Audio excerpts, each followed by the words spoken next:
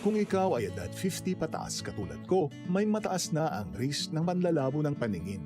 Mas challenging ang pang-araw-araw na gawain tulad ng pagbabasa, pagsusulat, at pagmamaneho.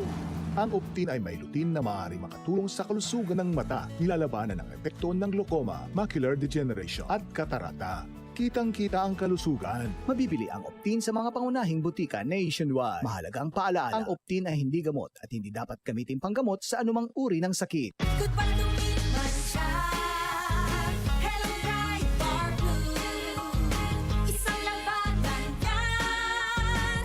Bright bar blue. Pride Bar Blue with powerful stain-away enzymes. Malupit magtanggal ng dumit mancha pero di masakit sa kamay. Goodbye to me, Mancha.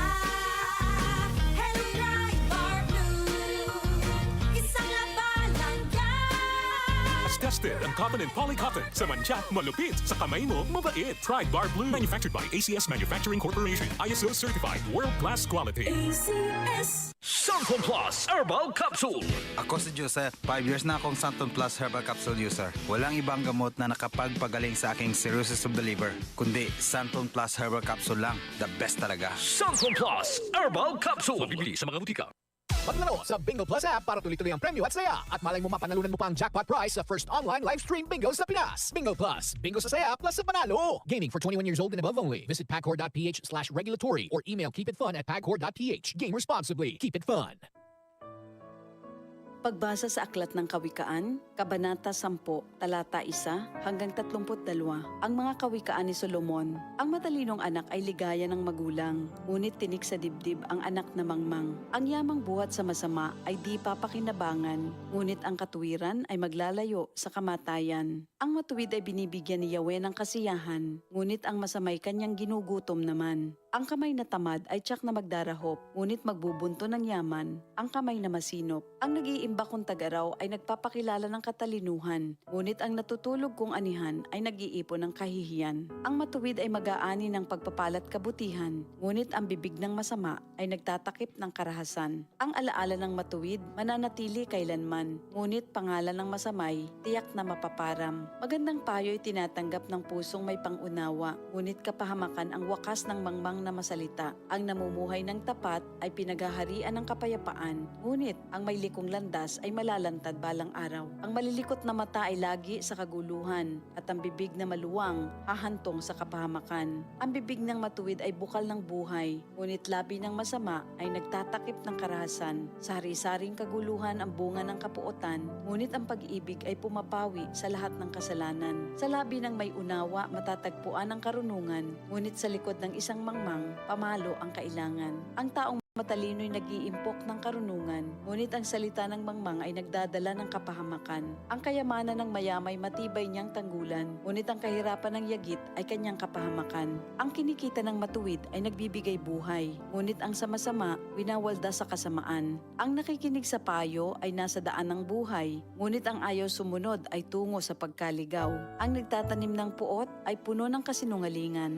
Ang naninira sa kanyang kapwa ay isang taong mangmang. Ang taong masalita ay malapit sa pagkakasala, ngunit nagpipigil ng dila ay dunong ang pakilala. Ang dila ng matuwid ay tulad ng pilak na mahalaga, ngunit ang puso ng mangmang ay basura ang kagaya. Ang labi ng matuwid sa marami ay pakinabang, ngunit ang mangmang ay namamatay ng walang karunungan. Ang pagpapala ni Yahweh ay kayamanan na walang kasamang kabalisahan.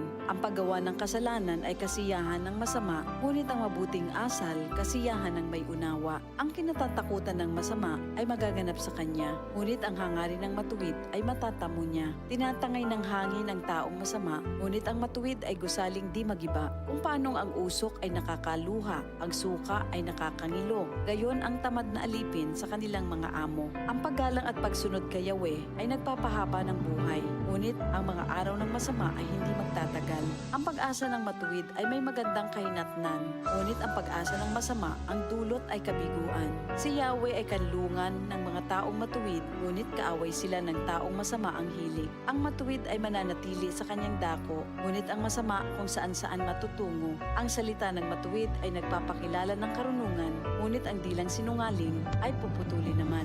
Ang salita ng matuwid ay palaging angkop, ngunit ang salita ng masama ay puro paninira. Ito ang salita ng Diyos.